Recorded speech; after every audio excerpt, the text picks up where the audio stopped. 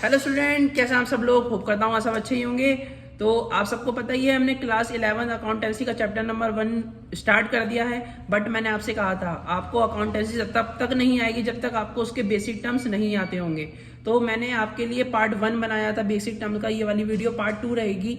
अगर आपने पार्ट 1 नहीं देखा तो पहले उसे जाके वॉच करिए। मैं इसके डिस्क्रिप्शन में उसका लिंक अपलोड कर दूंगा, ठीक है। मैंने पार्ट 1 में आपको मैंने बहुत सारे टर्म्स पढ़ाए थे। उसमें कुछ मैंने आपसे लास्ट में कहा था कुछ बेसिक टर्म्स हैं, कुछ इंपॉर्टेंट टर्म्स हैं जो रह गए हैं, उसके लिए मैं पार्ट 2 बनाऊंगा। तो ये आपके लिए पार्ट 2 रहेगा।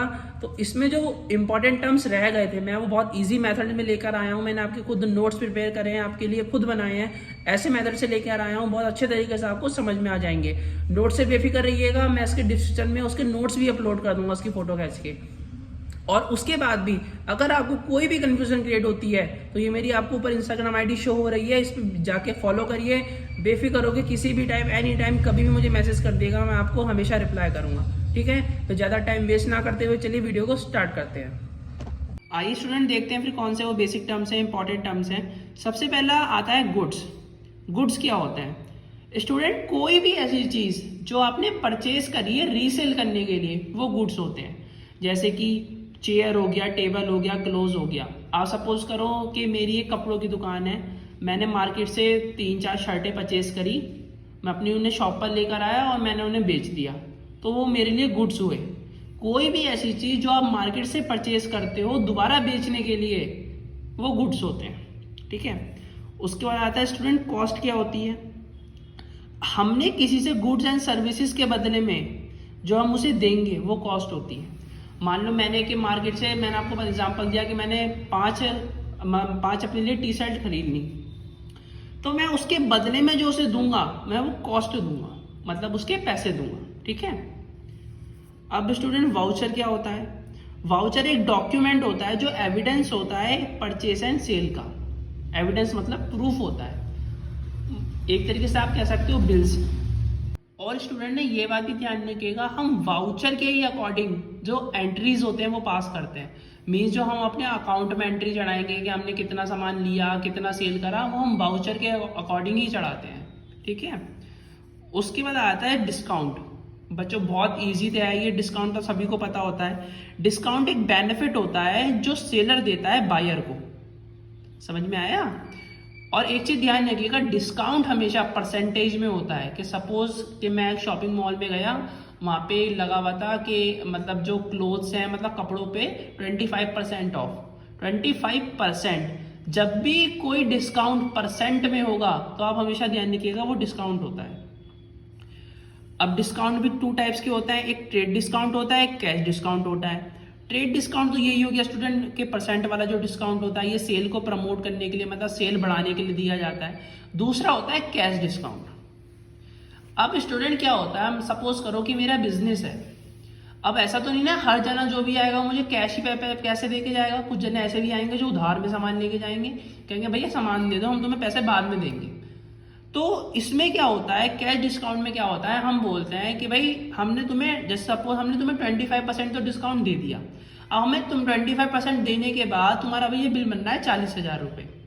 तो जो सेलर होता है वो ये बोलता है कि भैया आप ये हमें 40,000 रुपये इमीडिएटली अभी पेमेंट कर दो। अगर आप हमें अभी पेमेंट करते हो तो हम आपको 10% का और डिस्काउंट दे देंगे। तो जो डिस्काउंट इमीडिएटली पेमेंट करने पे दिया जाता है उस डिस्काउंट को बोलते हैं कैश डिस्काउंट, ठीक है। आई होप कि आपको समझ में आ रहा होगा। नहीं आ रहा होगा तो मैंने आपको बोल रखा है, मेरी इंस्टाग्राम आईडी मैंने आपको दिखा दी थी, लास्ट में भी मैं शो कर दूंगा, बेफिक्र होकर कभी भी मैसेज कर देना। अब स्टूडेंट आता है रिबेट। रिबेट भी स्टूडेंट डिस्काउंट को ही बोलते हैं, रिबेट भी एक तरीके का डिस्काउंट होता है। बट मैंने आपको क्या कहा, रिबेट और डिस्काउंट में फर्क है। हाँ, ये मानते हैं कि रिबेट भी छूट होती है, डिस्काउंट ही, जो रिबेट को भी हम एक तरीके से डिस्काउंट ही बोलते हैं। बट एक आप सपोज करो कि मैं एक शॉपिंग मॉल में गया, वहां पे मुझे सेलर ने कहा कि भाई ये 1,000 रुपए की जीन्स है, मैं आपको 500 में दे दूंगा, 500 रुपये में दे दूंगा। तो जब भी डिस्काउंट एक अमाउंट में दिया जाएगा, मतलब 1,000 रुपए की चीज 500 में दी जाएगी, अमाउंट में दिया जाएगा, तो वो रिबेट होगा। और जब भी डिस्काउंट परसेंटेज में दिया जाएगा तो वो डिस्काउंट होगा, ठीक है स्टूडेंट। भाई ये कॉमन डिफरेंसेस को आप याद रखिएगा। उसके बाद आता है जीएसटी। जीएसटी होता है गुड्स एंड सर्विस टैक्स।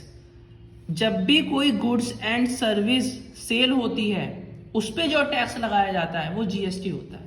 कि सपोज मैंने मार्केट से कोई चीज परचेज करी, उसने मेरे को सेल करी, उस चीज पे जो टैक्स लगा होगा वो जीएसटी होगा। ठीक है, जीएसटी इस तरह ये कॉमन चीज, ये ध्यान रखिएगा, जीएसटी की इनडायरेक्ट टैक्स है और ये जब गवर्नमेंट ने इसे बनाया था तो 17 इनडायरेक्ट टैक्सेस को खत्म करके जीएसटी बनाया था। ठीक है, बस ये थोड़ा बहुत जीएसटी के बारे में जान लीजिए, इतना बहुत है। आइए फिर स्टूडेंट आपको दूसरे नोट्स दिखाते हैं। अब एक वर्ड और आता है एंट्री। एंट्री तो सबको ही पता होगा, भी अकाउंट्स कर रहे हो, कोई भी ट्रांजैक्शन अकाउंट में रिकॉर्ड करने को ही एंट्री बोलते हैं। सपोज करो मेरे पास 2 लाख रुपए आए, मैंने किसी को 2 लाख रुपए दे दिए, फिर किसी के 1 लाख रुपए आए, मैंने किसी को 1 लाख रुपए दे दिए। अब ये जो मैं लेन देन का ट्रांजैक्शन जो रिकॉर्ड करता हूं उसी को एंट्री बोलते हैं।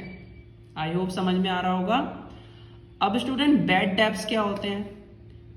जब भी आप किसी को उधार पैसा दो और वो आपका पैसा ना दे और आपका पैसा मर जाए तो वो बैड डेब्ट्स होता है। सपोज करो कि मैंने किसी को 500 रुपये उधार दिए, अब भैया वो तो चालू निकला, वो मेरे पैसे लेके भाग गया, या वो कह रहा भैया यार मेरे पास तो है नहीं, मैं दे नहीं पाऊंगा, वो मेरे किसी भी तरीके से वो पैसे नहीं दे रहा, मेरे पैसे मर गए ना, तो उसको बैड डेब्ट्स बोलते हैं। ठीक है, इंस्टॉलमेंट क्या होता है? इंस्टॉलमेंट में भी यही थोड़ा बहुत चक्कर है, आपको बताता हूँ। ऐसा कोई भी पर्सन जिसने आपसे पैसा उधार लिया हो बट वो एबल नहीं है कि वो आपका पैसा दे पाए, तो वो इंसॉल्वेंट होता है। समझ में नहीं आया? अरे अभी समझाएंगे हम, हैं तो रुको तो जरा, अभी समझाएंगे आपको।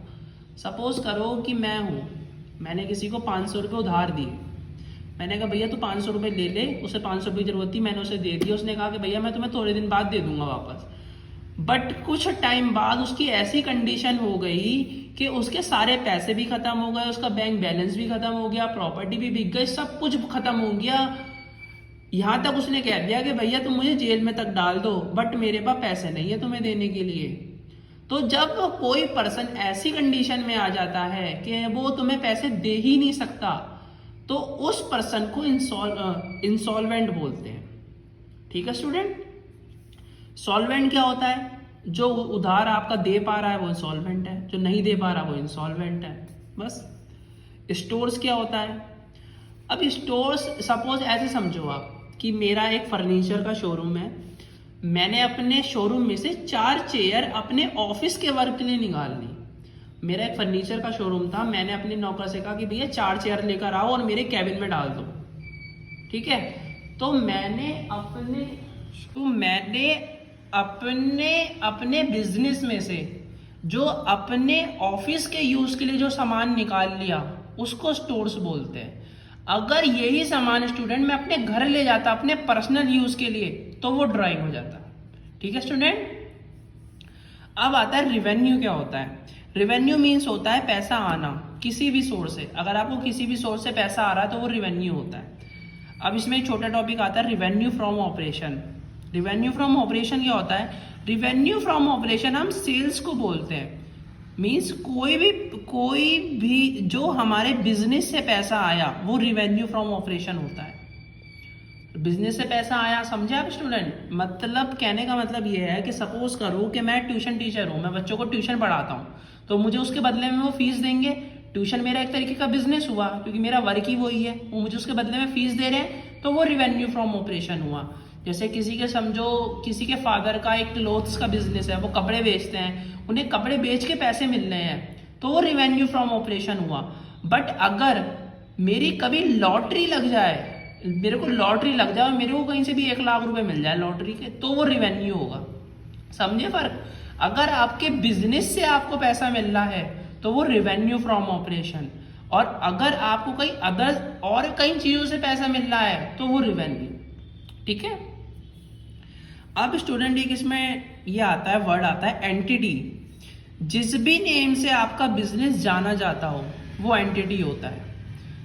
जैसे कि आपकी कोई कंपनी का नेम हो गया, LG हो गया, सैमसंग हो गया, नोकिया हो गया, वाइप्रो हो गया, ये सब जिस भी नेम से आपके बिजनेस को जाना जाता है उसको हम एंटिटी बोलते हैं। ठीक है स्टूडेंट, अब हम आपको और भी दिखाते हैं नोट्स हमारे।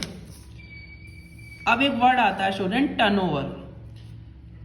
अकाउंटिंग ईयर में आपने मैक्सिमम जितनी सेल करी होगी उसको हम टर्नओवर बोलते हैं। अब स्टूडेंट अकाउंटिंग ईयर 1 अप्रैल से 31 मार्च तक चलता है। एक साल जो होता है ना वो 1 अप्रैल से स्टार्ट होता है, 31 मार्च को खत्म होता है अकाउंटिंग ईयर। तो इस पीरियड के बीच में आपकी कंपनी ने टोटल जितनी सेल करी होगी वो टर्नओवर होगा। ठीक है स्टूडेंट। उसके बाद आता है लाइफ स्टॉक। क्या होता है? जिस भी बिजनेस में एनिमल यूज होते हैं वो सब लाइफ स्टॉक में आते हैं। एग्जाम्पल दूं मैं आपको, आपने देखा होगा गांवों की साइड एक बग्गियां चलती है, उसके आगे घोड़े बंधे हुए होते हैं, उसके पीछे वो रेता बजरी सामान बमान टो करके लेके जाते हैं ना, उसके ऊपर रख के उनसे खिंचवाते हैं। तो ऐसा कोई भी बिजनेस जिसमें एनिमल का यूज हो रहा हो वो लाइफ स्टॉक होता है। ठीक है। अब दूसरा स्टूडेंट आता है इन्वेस्टमेंट। इन्वेस्टमेंट क्या होता है?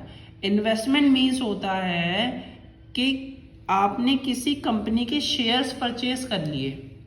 ठीक है। तो आपने उस कंपनी में इन्वेस्टमेंट कर दिया। जैसे अगर मान लो मैं हूं, मुझे किसी कंपनी में पैसा लगाना है तो मैं उसके शेयर्स खरीदूंगा, शेयर्स परचेज करूंगा। तो शेयर्स परचेज करने का मतलब ये होता है हमने उस कंपनी में पैसा लगाया, हमने उसमें अपना पैसा इन्वेस्ट कर दिया। तो इन्वेस्टमेंट होता है अगर आप अपना पैसा किसी कंपनी में इन्वेस्ट कर देते हो, किसी कंपनी के शेयर्स खरीद लेते हो, तो उस चीज को इन्वेस्टमेंट बोलते हैं। आई होप कि स्टूडेंट आपको बहुत अच्छे से समझ में आए होंगे जो मैंने आपको आज नोट्स पढ़ाए हैं अपने। भाई सपोर्ट करो, तुम्हारे भाई को बहुत नीड है तुम्हारी सपोर्ट की। तो अगर वीडियो अच्छी लगती है तो चैनल को लाइक शेयर और सब्सक्राइब जरूर करना।